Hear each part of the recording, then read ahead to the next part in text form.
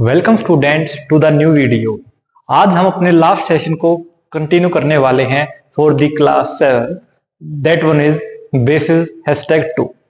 हमने last time acids के बारे में पढ़ लिया था। आज एक बार जनरल हम समझते हैं एक बार जो बेसिस है वो क्या होते हैं।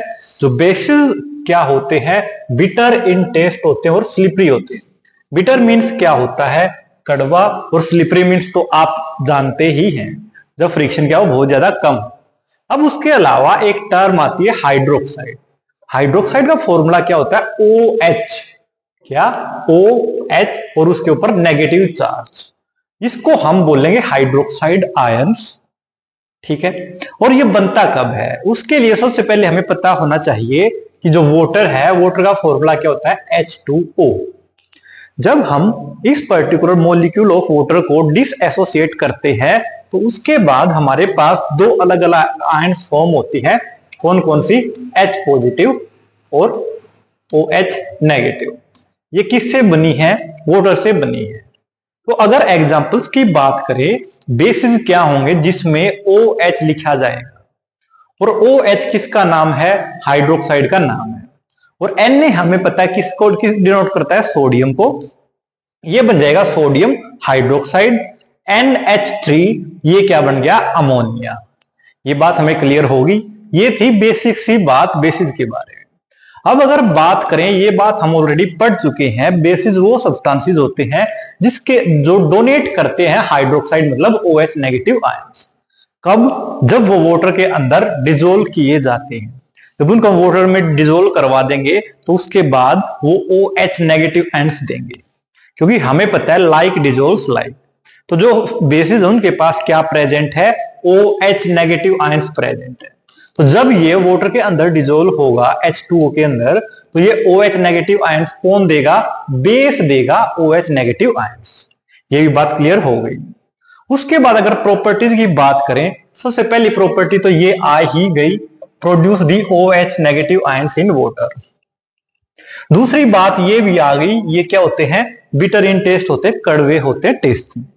Third one is electrolytes. जिस भी पर्टिकुलर सब्सटेंस में पॉजिटिव और नेगेटिव दोनों तरह के आयंस प्रेजेंट होते हैं, वो क्या होते हैं, इलेक्ट्रोलाइट्स। अब अगर बात करें जनरली, हम एक एग्जांपल देख लेते हैं, NaOH। NaOH के अंदर Na क्या है, पॉजिटिव, और OH क्या है, नेगेटिव। तो इसमें ये दोनों ऑपोजिट चार्ज के जो ऑपोजिट चार्ज आयंस हैं ये प्रेजेंट है। तो इसका मतलब जो बेसिस होते हैं वो क्या होते हैं, इलेक्ट्रोलाइट्स होते हैं। जो अगली बात आती है वो क्या होता है, फील सोपी टू टच और स्लिपरी। जैसा हम देखते हैं सोप क्या होता है, सॉफ्ट होता है, स्लिपरी होता है। तो यही बात है, जो बेसिस होते हैं ये भी क्या होते हैं, सोपी होते हैं और स्लिपरी होते हैं। ये जब क्या करते हैं, बेसिस को जब हम एसिड्स के साथ रिएक्ट करवाते हैं तो सॉल्ट फॉर्मेशन होती है और वाटर भी प्रोड्यूस होता है। इन चीजों के बारे में पढ़ेंगे। जो pH वैल्यू होती है वो क्या होती है, 7 से बड़ी होती है। इन चीजों के बारे में अभी डिस्कस करेंगे, इसके बारे में भी डिस्कस करेंगे। No need to worry about this thing.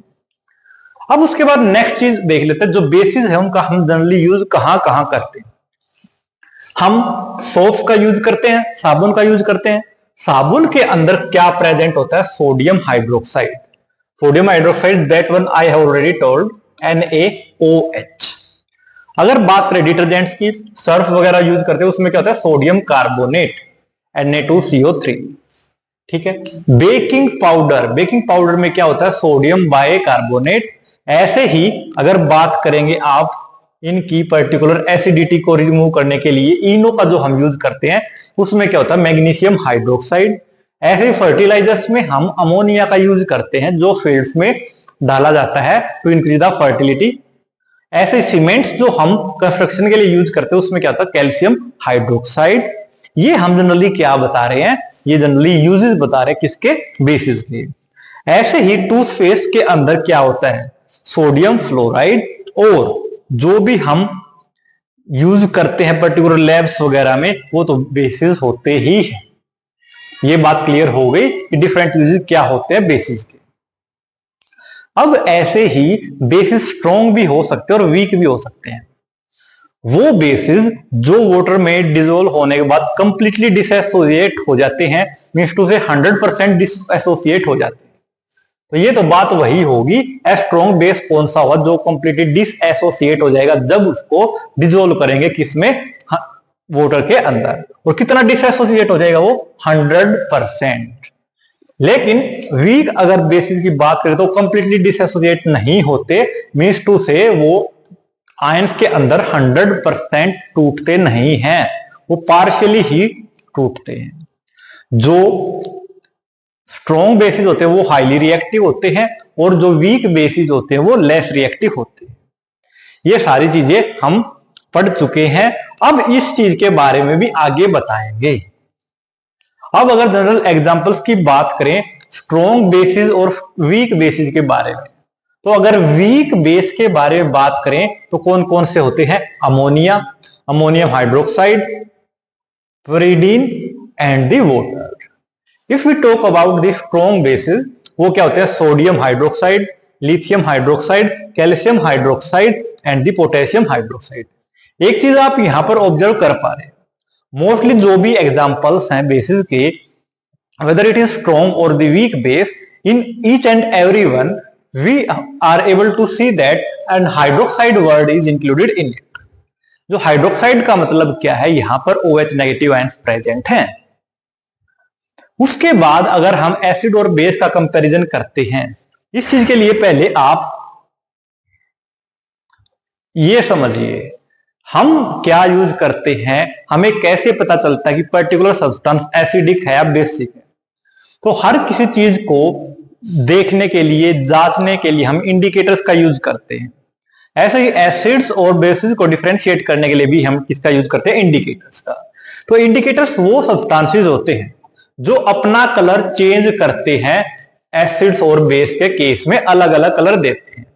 General अगर हम बात करें, जो फिनोपैथिलीन है ये क्या है, क्लियर होता है एसिड में लेकिन टर्न हो जाता है पिंक कलर में बेसिस के केस में। जो लिटमस है, लिटमस का क्या होता है, रेड कलर तो एसिड में और ब्लू कलर बेसिस में, ठीक है।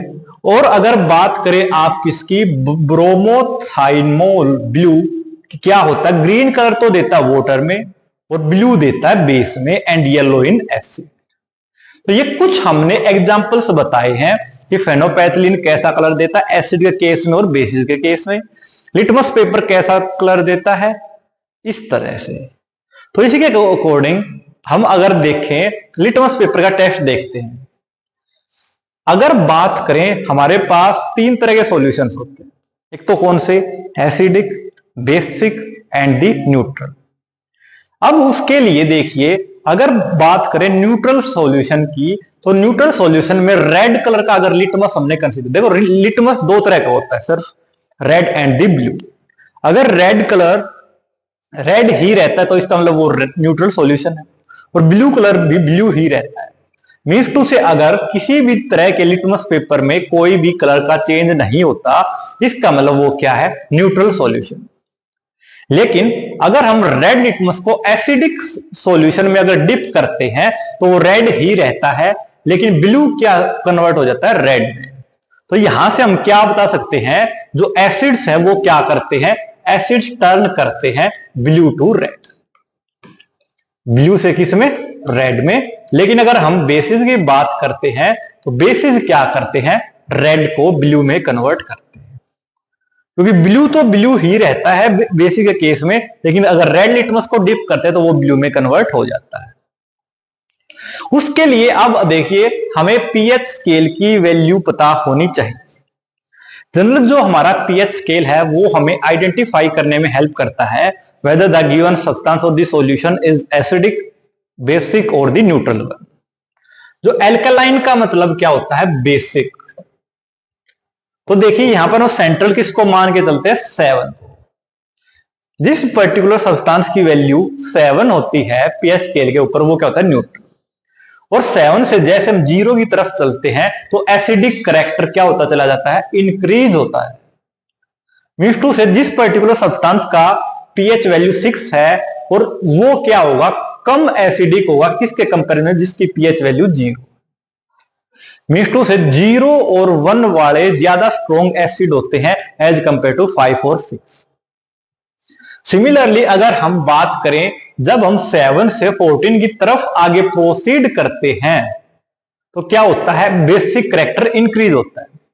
मीन्स टू से 8 से 9 पीएच वैल्यू वाला जो सब्सटेंस है वो ज्यादा बेसिक है, 9 से 10 वाला, 10 से 11, 11 से 12 एंड दिस सो। तो मीन्स टू से 7 टू जब हम 14 चलते हैं तो जो बेसिक नेचर है वो क्या होता है, इंक्रीज। और जब जब हम 7 से 0 की तरफ चलते हैं तो उस टाइम पर एसिडिक नेचर इंक्रीज होता है। ये बात क्लियर हो गई। अब इसके अकॉर्डिंग देख लेते हैं कि 14, 13, 12 रेस्पेक्टिवली ये किस किस के पीएच वैल्यूज होते हैं। अगर हम बात करें बैटरी एसिड्स, जो बैटरी में हम जो तेजाब डालते हैं वो स्ट्रॉन्ग एसिड होता है, उसकी पीएच वैल्यू 0 और 1 के बीच में लाई करती है। लेमन जूस का जो पीएच वैल्यू वो क्या होती है, 1 और 2 के बीच में लाई करती है। विनेगर की 2, ऑरेंज जूस 3 रेस्पेक्टिवली ये आपके सामने मेंशन किए गए। जो प्योर वाटर होता है हमारा उसकी पीएच वैल्यू क्या होती है, 7। ऐसे अगर बात करें सी वाटर बेसिक हो जाता है, बेकिंग सोडा और ज्यादा बेसिक हो जाता है, मिल्क ऑफ मैग्नीशिया, ऐसे इनका जो बेसिक कैरेक्टर है वो इंक्रीज होता चला जाता है as we move from 7 to 14। ये बात क्लियर हो गई। अब इसके अकॉर्डिंग देख लेते हैं स्ट्रॉन्ग एसिड, ये तो हम पढ़ चुके हैं। अब देखिए इसमें क्या है, 7 वाला न्यूट्रल, तो जो एसिड का जो केमिकल सब्सटेंस है जिनकी जो पीएच वैल्यू वो 7 से कम होते हैं, मीन्स टू से 7 से 0 के बीच में लाई करती है, whereas that of bases उनकी जो वैल्यूज है वो 7 टू 14 लाई करती। ठीक है। दूसरी अगर बात कर लें, जो एसिड होता है ये क्या होता है, ये अपने अंदर हाइड्रोजन आयंस को कंटेन करते हैं, जबकि जो बेसिक है वो अपने अंदर हाइड्रोक्साइड आयंस को कंटेन करते हैं। ये बात भी क्लियर हो गई। अब ये सारी चीजें जानने के बाद हमें पढ़ना पड़ेगा न्यूट्रलाइजेशन रिएक्शन क्या होती है, क्योंकि आपको याद होगा अभी हमने जस्ट एक प्रॉपर्टी में बताया था, जब बेसिस एसिड्स के साथ रिएक्ट करते हैं तो कन्वर्ट हो जाते हैं किसमें, सॉल्ट फॉर्मेशन में, और वाटर फॉर्म हो जाता है। तो न्यूट्रलाइजेशन रिएक्शन वो केमिकल रिएक्शन है जब रिएक्शन किस किस के बीच में हो, एसिड और बेस के बीच में होती है, और वो क्या प्रोड्यूस करते हैं, सॉल्ट एंड दी वाटर। तो अगर बात करें HCl, इसके अंदर H पॉजिटिव आयन प्रेजेंट है, ये क्या बेस, क्योंकि इसके अंदर OH नेगेटिव आयंस प्रेजेंट है, और ये क्या प्रोड्यूस कर रहे हैं, NaCl, जो क्या है, सॉल्ट है, और साथ में वाटर फॉर्मेशन हो गई। ये बात क्लियर हो गई यहां तक। उसके बाद अगर देखें तो जनरल न्यूट्रलाइजेशन रिएक्शन के एवरीडे लाइफ में क्या क्या यूज होते हैं, जो हम बात करें, लाइम को हम सोयल में ऐड करते हैं ताकि सोयल की एसिडिटी को कंट्रोल किया जा सके। जो लाइम है वो क्या है, बेसिक, और जब सोयल की जो एसिडिटी बढ़ी हुई है उसको न्यूट्रल करने के लिए हम क्या यूज करेंगे, बेस का यूज करेंगे, तो न्यूट्रलाइज कर देगी उसको, उसकी एसिडिटी ठीक हो जाएगी, कंट्रोल हो जाएगी। ऐसे ही जो लेक्स में क्या किया जाता है, लेक्स में हम लाइम को यूज करते हैं ताकि जो एसिड रेन से जो वाटर एसिडिक बन गया था उसको क्या किया जा सके, न्यूट्रलाइज किया जा सके। अनदर वन क्या आ जाता है, जो हमारा हाजमा खराब हो जाता है उसके लिए हम क्या यूज करते हैं, एंटासिड यूज करते हैं, जिससे एसिडिटी ठीक हो जाती है। ऐसे ही अगर बात करें, टूथपेस्ट को हम यूज करते हैं जो हमारे दांतों के अंदर जो कैविटी होती है एसिडिटी के लेवल को कंट्रोल करने के लिए। तो ये कुछ चीजें हैं जो हम यूज करते हैं। आई होप आपको ये सारी चीजें समझ में आई होंगी, जिसमें हमने इंडिकेटर्स, पीएच स्केल के रिलेटेड, और हमने न्यूट्रलाइजेशन रिएक्शन और उसके डेली लाइफ में क्या क्या यूजेस होते हैं वो हमने पढ़े। मिलते हैं नेक्स्ट वीडियो के साथ। Thank you and have a nice